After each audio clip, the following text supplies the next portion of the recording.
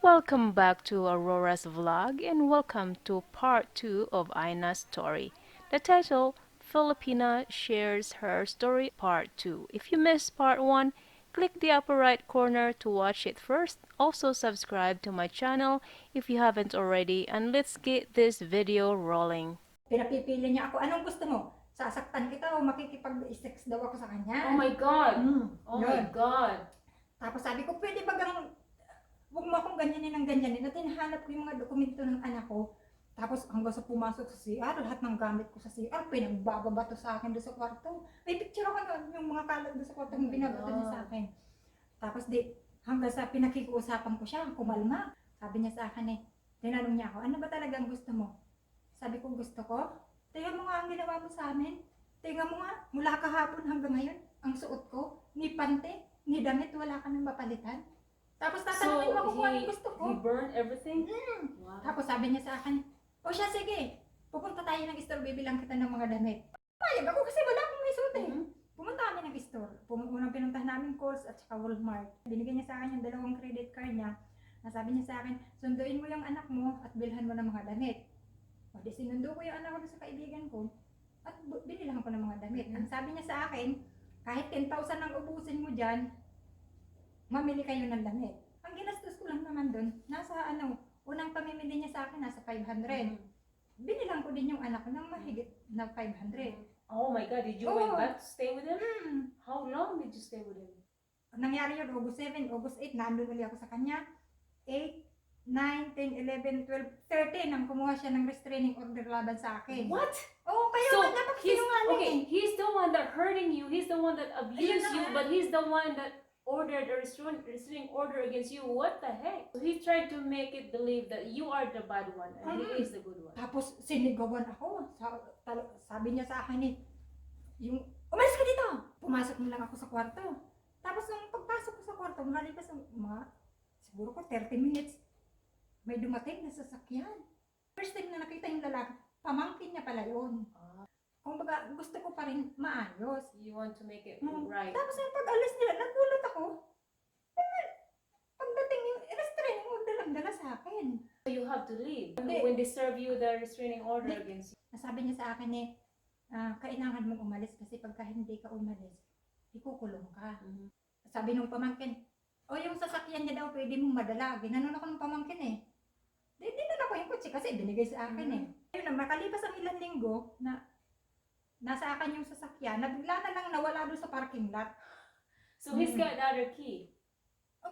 Dalawa nga yung susi ng sasakyan. Isa sa kanya, isa sa akin. Kaya hinayaan So wala kang laban. Wala talaga akong laban kasi sa kanya yung kotse So who initiate the divorce? You or he did? Siya.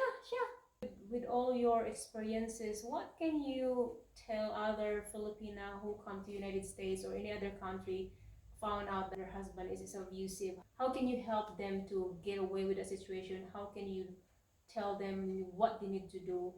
With your situation, you were able to go to your friends and you're doing just fine, but I know it was very hard for you. What can you tell them?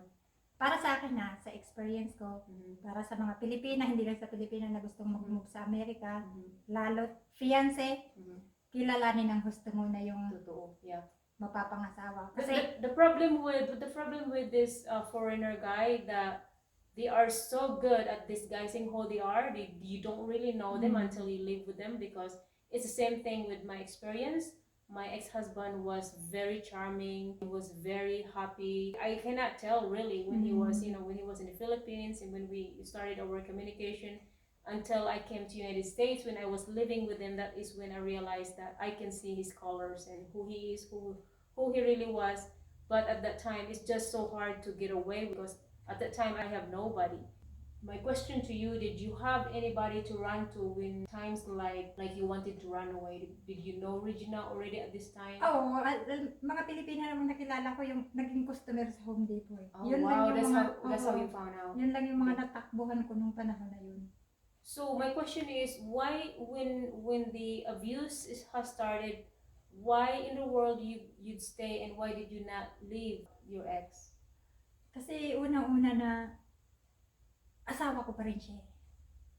I know, I can relate. I did the same thing. I stayed because of love. You Nasabi want ko, to make it work. You want to mm. make it work, and you still believe in Na you guys. maayos. Yeah. Kasi tayo namang mga Pilipino ay matiisin eh. Di ba? Did you regret it of marrying him, or did you regret it coming to United States? What can you say about it? Did you wish that you did not meet him, or Nung mangyari sa kanya. yeah? Nung mangyari sa kanya, oo, inisip ko, minsan nga, sinisip ko pang taas eh. Nasabi ko, bakit dinala mo ako dito kung gano'n naman yung, Yeah. diba? Yeah. So the same thing with me. I probably will talk about it later in my next episode.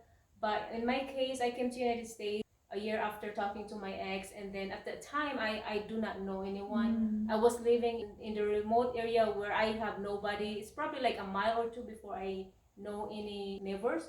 But I have no family, no friends to talk to. I wasn't even allowed to talk to my new friends in the Philippines or my family. I was not allowed to write anybody, and I can't even talk about what happened. Just like you said, we want to save our marriage. We do not want to look bad, because in the Philippines, we marry till death do us part. And so when you are going through divorce, it's such a disgrace. You want to stay in that marriage, but the problem is, when you are marrying someone who is so abusive, you just do not know what to do, especially you are foreigners like us, that at the time we don't know how to speak English. It's just so hard to, especially you just new, you have no green card yet, you can't work, you can't run, you can't go nowhere, no money, so you are pretty much, you're very down, you're very depressed, and you don't know nobody. And so your ex-husband is actually controlling your life. So it was so hard going to church. You thought church can help you. No, they're actually against you, because in my case, my ex-husband is giving a lot of money to this church, so the church is trying to save this guy, my ex, instead of me. They make it believe that I am the bad one, so I have nobody to talk to. Because of that, I refuse to go to church because of that, because people in the church should be able to help you, especially foreigners that do not have any family to run to. And so, sorry, it's hard, because when you have nobody to run to, it was so hard. That was the reason why I cannot leave my ex-husband. Because I do not want to be burdened with anybody. It's just you want to save the marriage. It just doesn't work. My experience is that when you come to America and you found out you are in an abusive relationship, try to, we have Facebook now, we have the social thing. You can try to contact anybody and, try to reach out. There's people out there that will listen to you. In my case, it took me 2 years to realize that I have a family in California, and that is when I had to get out. I have to get out. And so it was difficult, very, very difficult, especially when you have no money, not even a single penny. So it was very difficult. So when you are in that situation, try to contact the police if you can. Try to contact anyone that you know that you think you could help, or post in the groups. There's people out there that would really help you out. I have helped a lot of people. I'm trying to become the voice of any Filipino who went through an abusive relationship, because I know I've been there. It sucks that you are in America or in other country and you have nobody. So yeah, that's all I could say. That reach out, please reach out. And if you don't know anyone, try to call police station, try to call battered spouse, and do not stay in a relationship, because if you do, you're gonna be dead. Your ex-husband, your abusive husband, is gonna kill you no matter what. He almost dead. My ex almost dead. That's my story, and I do not want you guys to go through that. And the same thing with Haina. I was rescued by police, and the same thing with her. She was rescued by the police. Luckily, she survived, but her daughter's documentation, green card and the passport and everything else, immigration related documents, her ex-husband burned it, and that's how evil he was. And so even when she worked, her ex-husband took away your salary, right? And did you get at least a penny or $10, whatever? Did he give you something at least? Ano lang, yung huli lang, yung bago ako umalis sa kanyang bahay na may pinasok na, yung sa So sweldo that's ko, it. natirang sa sweldo ko na $200 na ibinili niya pa ng grocery, Wow. kasama yung mga alak. Kaya nung time na yun na umalis kami doon, talagang wala kami, wala kaming pambiling pagkain. Kaya laking pasasalamat namin kay Regina kasi kinukop niya kami ng 6 na buwan.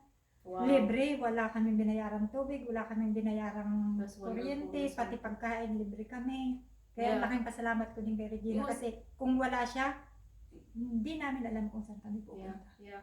So that was our story. I might be able to share mine next time. Thank you, Haina, for sharing your story. Okay na ako ngayon. Nobody Okay na yung should bahay go ko. through abusive relationship. Nobody deserve it. And if you ever have to be in that situation ever again, all we can say, Haina and I, get out. There's help out there. It might be difficult that because you don't have any green card, you do not have passport or anything, you don't have money, you don't drive. There's people out there that can help you to start your life. Very first person you can talk to, maybe call the battered spouse in your state. So we women that were being abused, we have a place to go. But I did not know until the police that came rescue me actually brought a manager from the safe house. That was the one who saved me and took me away from my ex-husband, and that was it. That was the best day of my life, to be away from that abusive relationship and never again. So anyway, thank you for watching, guys. Please hit that like button, and thank you, Haina, for being my guest today. We so nice to share our story, but thank you for sharing yours. And look at you now, you're beautiful, and Okay na. yeah, she's happy now. She's Wag lang working. talagang mawawalan ng pag-asa. Yes, don't lose hope. So Yeah. thank you. Bye bye.